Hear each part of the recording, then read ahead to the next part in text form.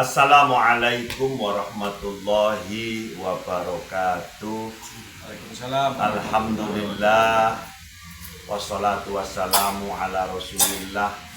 Allahumma sholli ala sayyidina Muhammad wa alihi wa sahbihi wa mawalah, amma ba'da.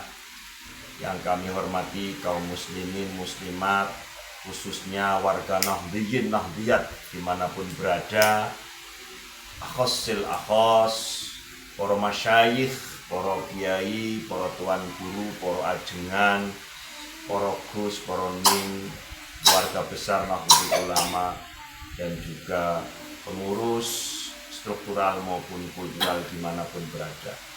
Malam hari ini saya berkesempatan sowan di tanggal 2 Juni tahun 2024 di kediaman saudara saya Al-Mukarrom wal Muhtarom Kiai Asimun Ibnu Mas'ud.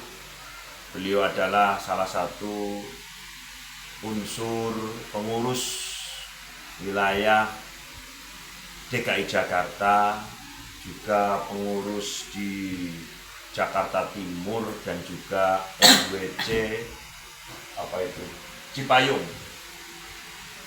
Ini beliau orangnya, bener Kiai, pengurus di Jakarta Pusat PW sebagai apa Kiai?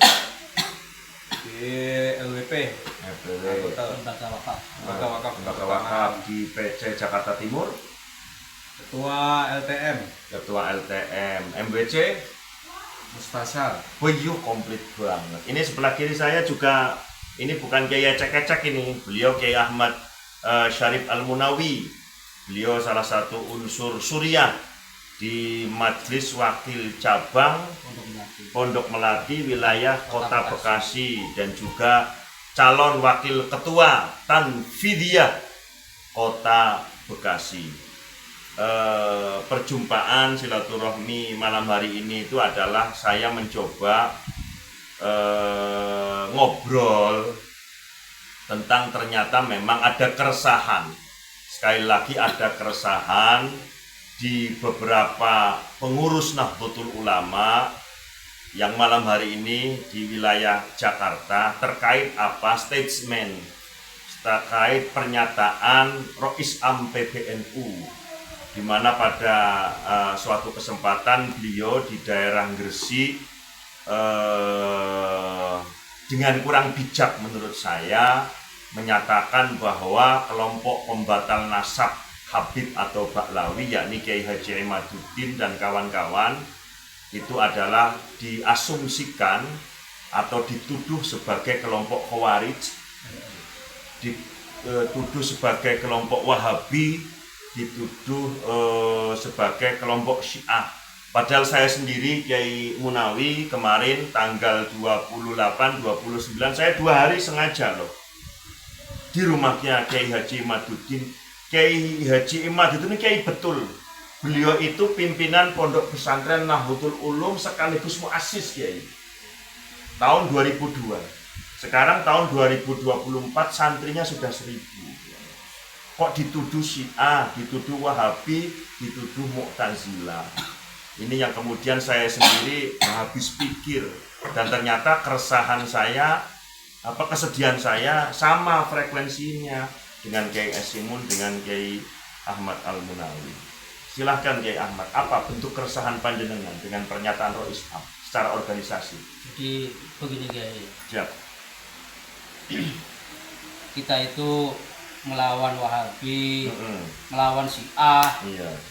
itu kan sudah dari mulai tahun 2010 lah ya. Iya, 2010 lah kita melawan Wahabi, sering debat dengan Wahabi, meluruskan fitnah-fitnah Wahabi, meluruskan fitnah-fitnah orang Syiah gitu kan. Lalu kemudian ujuk-ujuk tiba-tiba mak bedunduk ya. Basa Jawa ini, basa Jawa, Pak.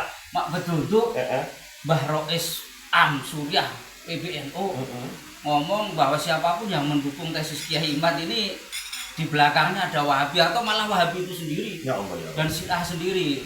Jadi saya itu ngelawan Wahabi, sekarang ternyata Dianggap dituduh Wahabi. Jadi saya dulu itu berarti ngelawan diri saya sendiri. Allahumma sholli ala Muhammad. Jadi saya udah ikut di Klasar, pernah ikut di Klasar, pernah ikut PKD, pernah ikut PKPNU, pernah ikut PD PKPNU. Itu kan semuanya sudah diberitahu di situ kan bahwa musuh kita itu Wahabi Syiah. Iya, gitu. iya. Ternyata saya baru sadar sekarang bahwa ternyata saya ini adalah Wahabi dan Syiah itu sendiri. Iya. Hanya gara-gara mendukung Kiai Imad. Saya ini dari kecil di pesantren Kiai. Ya. Samaan wa ta'atan sama Kiai gitu. Betul. Kita manut sama orang tua ya, karena sekarang sudah dituduh Wahabi dan Syiah ya nggak apa-apalah. Mudah-mudahan itu bukan doa yang dikabulkan oleh Allah sehingga saya benar-benar jadi Wahabi gitu loh. Secara prinsip Kiai Ahmad Syarif Munawi itu prihatin dan sedih ya atas statement Rois Am ya. Ya sedih sekali Kiai. Sedih gimana ya? Kita ini Mau dilawan orang tua, kan gitu kan? iya. Mau dilawan orang tua nggak dilawan. Kok ngono kuwi? Ya, ini loh teganya ngatain anaknya sendiri Wahabi. Nah. Itu yang saya nggak habis pikir gitu. Jadi selama ini kita berjuang di bawah, di kultural, membendung paham Wahabi agar masyarakat ini tidak tercemar oleh paham-paham Wahabi, Termasuk Syiah, Syiah, apalagi Khawarij. Sekarang kok Sekarang gara-gara malah dianggap mendukung Kiai Imad dituduh itu semua ya? Iya itu. Astagfirullahaladzim. Itu kan, ya Allah, gimana gitu. Ini Pak Kiai Miftahul Akhyar dan jajaran PBNU salah satu bentuk keresahan dari struktur NU di wilayah Bekasi. Untuk selanjutnya monggo Kiai Simun mungkin ada sepatah dua patah lah. Silahkan. Apa yang ada di benak panjenengan? Ini kan ngobrol santai. Ngobrol Ya. santai. Baik, terima kasih Kiai Syarif dan Kiai Munawi Munawi bahwa terkait dengan statement Kiai Miftahul Akhyar, saya secara pribadi maupun secara struktural di organisasi NU merasa tidak sependapat bahwa ketika ada perbedaan pendapat dalam hal ini terkait pernasaban, karena kalau saya berprinsip tidak ada asap kecuali ada api. Jadi ulama-ulama Nusantara ini bergerak atau berusaha membela diri, menjawab apa yang sudah dilakukan oleh para habaib ya, tidak semuanya ya. Jadi oknum-oknum habaib yang begitu merendahkan ulama Indonesia, saya pribadi meskipun bukan ulama tapi orang Indonesia ya merasa tersinggung juga.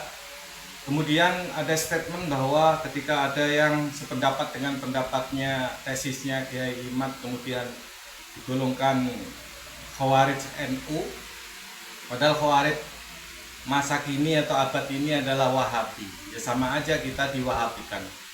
Karena sebelum Gus Ahmad Syarifuddin Al-Munawi itu terjun untuk memberantas Wahabi, tentu mungkin saya lebih dulu sama Kiai Tobari Sazili.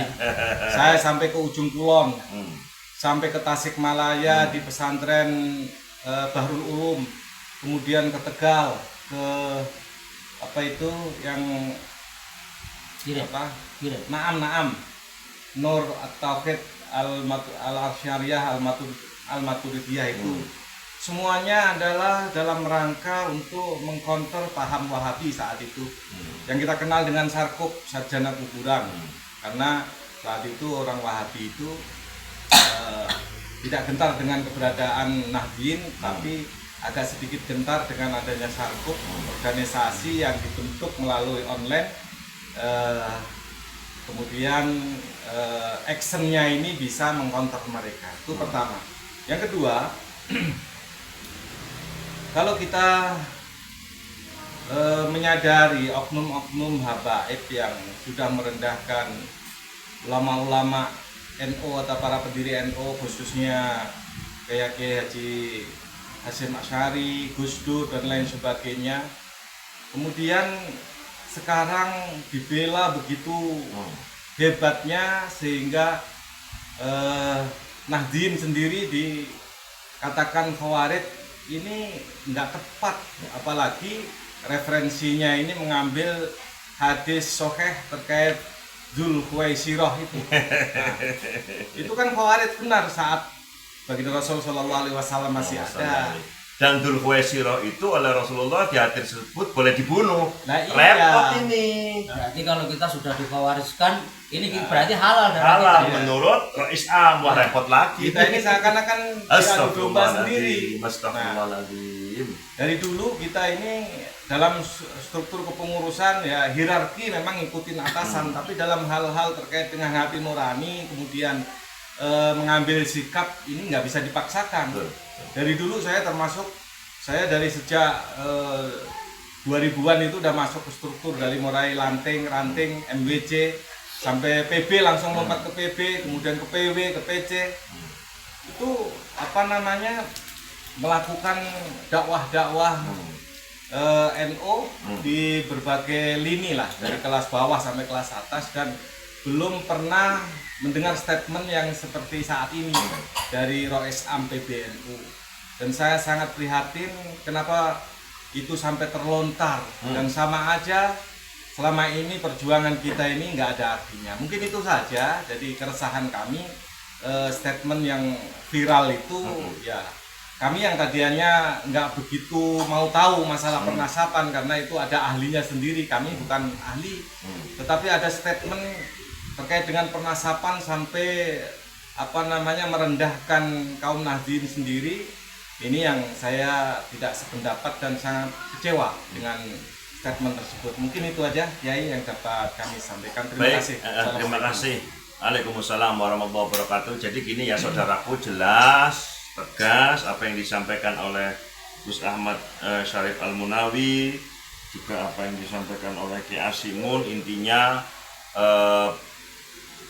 beliau berdua dan saya yakin semua atau sebagian besar kepengurusan NU, yakni struktur NU, kecewa sekaligus sedih atas pernyataan Rois Am PBNU. Oleh karena itu kami mohon sekali lagi kepada para masyayikh yang ada di jajaran Suriah PBNU dan juga utamanya Mustasyar untuk dipertimbangkan kembali terkait daripada statement Rois Am PBNU. Karena kalau tidak segera dicabut pernyataannya, mohon maaf, akan menjadi bumerang atau bom waktu di dalam tubuh struktur Nahdlatul Ulama, mulai dari tingkat ranting, MWC, pengurus cabang, pengurus wilayah, bahkan PBNU yang kesemuanya adalah merupakan pilar kekuatan Negara Kesatuan Republik Indonesia. Ini saja mungkin sebagai bentuk cinta kami kepada para ulama, para kiai khususnya yang ada di jajaran Nahdlatul Ulama di semua tingkatan. Kurang dan lebihnya kami mohon maaf. Terima kasih atas atensinya. Tetap kita berdoa mudah-mudahan Nahdlatul Ulama sesuai dengan komitmen bersama, yaitu NU membangun peradaban. Ya, begitu ya kalimatnya, slogannya ya. Merawat jagat, membangun peradaban. Mudah-mudahan tetap eksis, tetap kuat untuk membingkai nilai-nilai persatuan, nilai-nilai kesatuan yang ada di Negara Kesatuan Republik Indonesia pada titik tekan bijak, yakni inna akramakum indallahi atqakum. Kemuliaan seseorang ada pada sisi takwanya, dan juga kemuliaan seseorang ada pada dia memiliki ilmu sebagaimana yang distandarkan oleh Allah, yarfa'illahu alladhina amanu minkum walladhina utul ilma darajat. Apapun perbedaannya, tetap kita menganut kepada faham ikhtilafu ummati rahmatun. Sekian, assalamualaikum warahmatullahi wabarakatuh. Waalaikumsalam warahmatullahi wabarakatuh.